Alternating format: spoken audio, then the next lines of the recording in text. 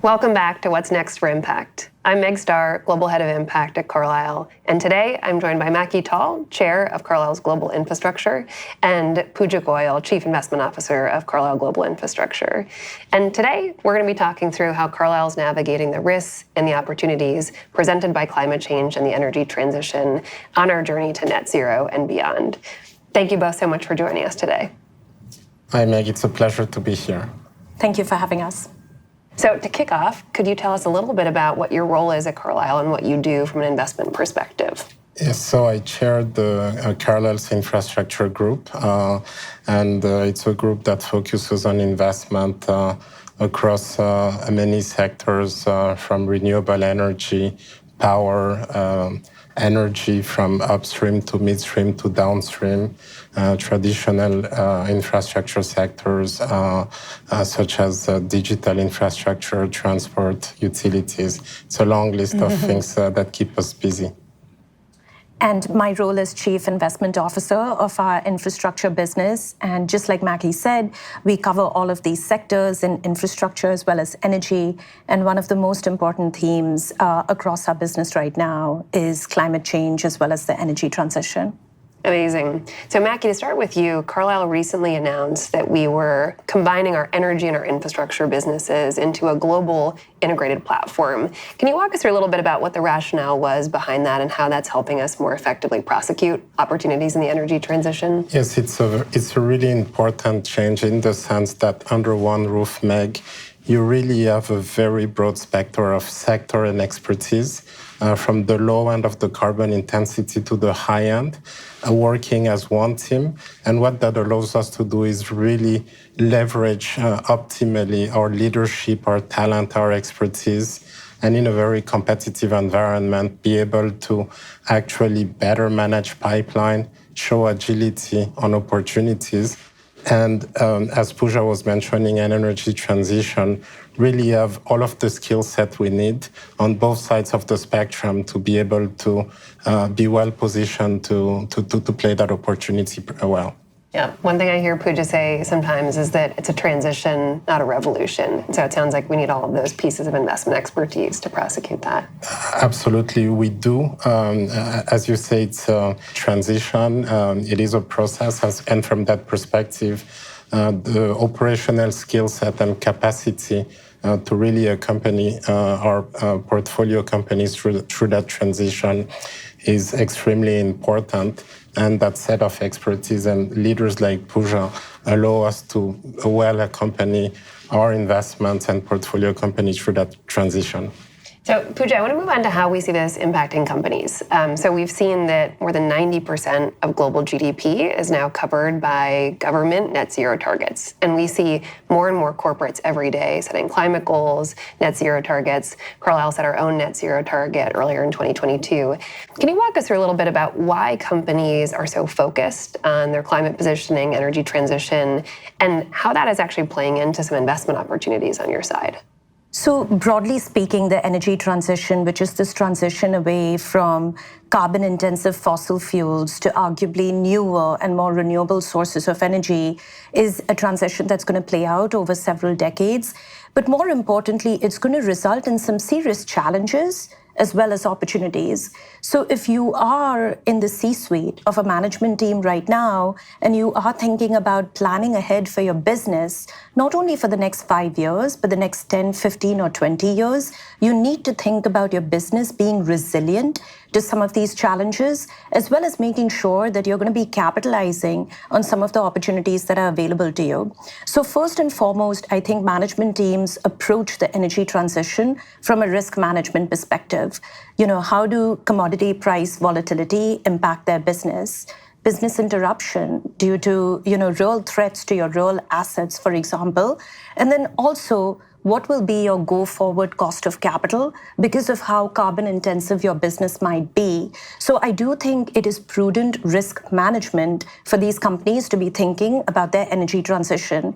Now, if you look at the investments that we've been making within our infrastructure platform, we are actually facilitating this move to less carbon-intensive energy sources for a lot of these companies. So take Carlyle, for example, where we've said that we will be net zero by a certain date across the majority of the portfolio companies that we own directly.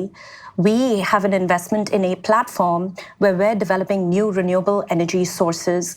These are utility-scale renewable energy sources that are available right here in the United States, where if you are a company and you consume energy, one of the lowest hanging fruits that's out there for you is to actually procure renewable energy versus just procuring fossil fuel-based energy, and we can help facilitate that. So we think that there is an opportunity for us to play in terms of helping these businesses think about their transition, both from a risk management perspective, as well as just capitalizing on the opportunity set that might be available on a go-forward basis.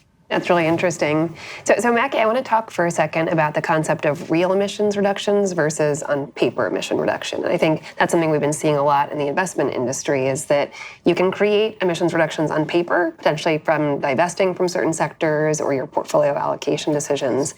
But in order to actually change the molecules of carbon dioxide in the atmosphere, we have to focus on the trajectory of individual companies. Can you walk us through some of the ways we were thinking about that across our portfolio, areas where it may be more challenging, and what that means from an investment perspective? I mean, Meg, that's a huge point. It's a very important point. As we know, the climate faces this huge challenge. It's an urgent challenge. And for that transition to a lower carbon economy to be successful, we need to move the needle. And that is your point in your question, which is we need to actually, in a very concrete way, reduce the carbon intensity. And so we do it in many different ways. I would say the first one, Pooja and I were talking about portfolio companies. Carlyle has been a leader and has committed at the beginning of this year to 2050 net zero objective. The other one is really our philosophy around what we call invest, not divest. And we think that for us to be able to, as a private investor, to have that impact, we need to really make those investments on one hand, on the lower end of the carbon intensity. So things like wind, solar, energy storage, EV infrastructure, emerging technologies such as green hydrogen, green ammonia, are all on the low end of the carbon intensity.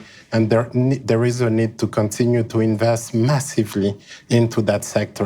That is a key part of energy transition.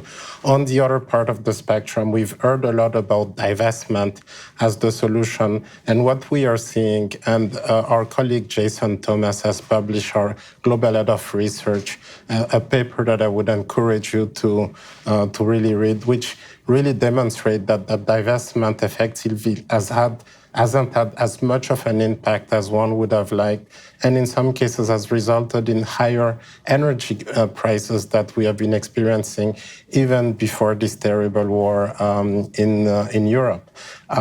What we are thinking is we need to also invest where the carbon intensity is high in traditional energy and power sector, and do it as a responsible owner of these assets with concrete plans to actually bring meaningful abatement of the carbon emission of these facilities with our capital, with our expertise, but also working in partnership with management companies that are committed to that goal. We think that that's going to be a critical ingredient for a successful energy transition.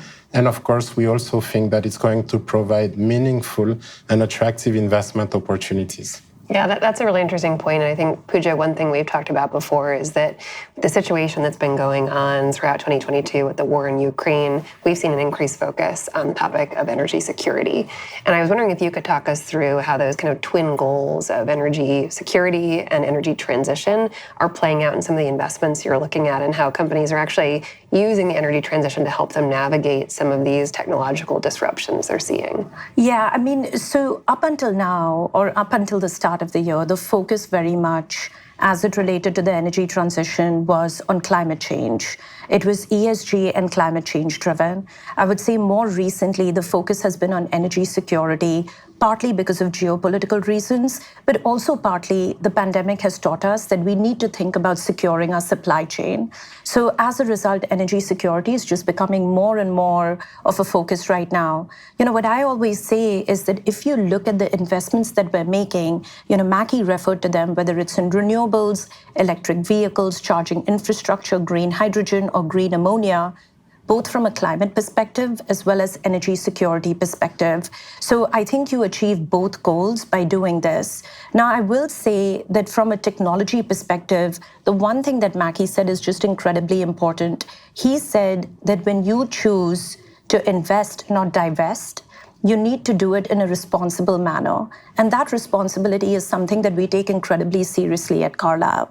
So when you think about investing in an energy-intensive asset, we want to make sure that we are identifying pathways to decarbonization. Though those pathways might not be commercially viable today, but you need to be able to map out those pathways so that when they become commercially viable, our assets can invest in that technology and actually get to a path where we can reduce our carbon footprint. So energy security is important, climate change is important, but also doing it responsibly, where you have the right data, you're mapping out what your ownership of that asset will look like over the longer term is just incredibly important, and we're helping to do that both. We see that in two different ways. Now, we apply an infrastructure orientation to all the investments that we make in our platform, which means that we primarily invest in assets, but increasingly so, we're investing in new companies and business models that are really well positioned for the energy transition. So that includes investing in a company like Fermata that basically has a bi-directional charger that can charge your electric vehicle and can also send energy back into the grid. Now, that is something that's new and emerging. It is a technology that will scale up over time, but we think that's exciting and it's highly relevant to the rest of our portfolio as well. Yeah, and that's a topic that I think is really important, how carbon and energy really have to be managed together, that they're not separate entities. And one of the things we've created for our portfolio companies at Carlyle is a carbon and energy management playbook, because we had so many of our 300 plus portfolio companies asking us questions about that. And what we found is that companies could make these great ambitious climate targets, but if they were divorced from how they were managing and procuring energy, you can't get to that goal. And so it's one of the resources we have about how do you create a step-by-step guide to profitably decarbonize and understand what parts of that pathway may not be economical yet, but you have to have on the forward path so you can plan for them. One last question, as we look forward, what is next in terms of the opportunity set for climate change and the energy transition?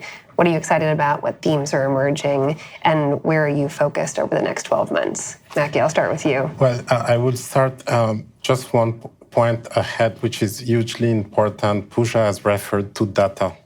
And as we move and we have increasing number of organizations, corporations, governments that commit to net zero objectives, they need to be equipped to be able to measure, to benchmark that progress. One of the things we've done at Carlyle was co-sponsor with CalPERS an initiative we call ESG Data Convergence Project. And what we've done there is really try to get more quality data, because we all know what gets measured get improved. And it's a starting point to have transparency, to have quality data. And we've been really working to gather GPs and LPs in the industry to have more quality data, more data so that it becomes statistically more meaningful. And really excited, Meg, that 9 months after the launch of that initiative, already over 150 GPs and LPs representing over $22 trillion of asset. So it's meaningful and it's developing that tool. I would say that's an important area. And clearly, I find that we have exciting times ahead of us, because the private capital, I am intimately convinced, has a role to play in really making that energy transition successful. And I do believe that at Carlyle, we are well equipped to be able to play a meaningful role in the space. Amazing. I have to say the energy transition is just an opportunity set that is just incredibly exciting for me as an investor. And the way we intend to maximize our opportunity set is to really look at the entire value chain, which means that we will be investing in assets, we will be investing in companies that create, maintain, and operate these assets, but we'll also invest further upstream in the value chain in companies that provide equipment or services to facilitate the energy transition. So we really are taking a very holistic approach to investing in the energy transition. The second thing is the management teams. Based on the description that Macky gave you of our platform, we have the skill set, we have the experience, we have the capital, as well as the tools and resources that these management teams need in terms of thought partnership in order to execute their business models as well. So I would say that that's the second thing that we bring to the table that is particularly exciting because, look, these are complex issues that are going to play out over time. So management teams not only need capital, but they also need that thought leadership alongside with them. And then the last thing I would say is that not all pools of capital are created the same. There are some pools that are more suitable to certain assets and certain risk profiles. And at Carlyle, we have the capital to go ahead and maximize this opportunity set. So I would say those are the three things that are really driving our attention and focus on the energy transition. Sounds like a lot of exciting work coming up ahead. Macky and Pooja, thank you so much for joining us on this episode of What's Next for Impact. It's incredible to see how Carlyle's been navigating the risks and the opportunities from climate change and the energy transition. And we're very excited to see what's ahead for Carlyle Global Infrastructure. Thank you both. Thank you.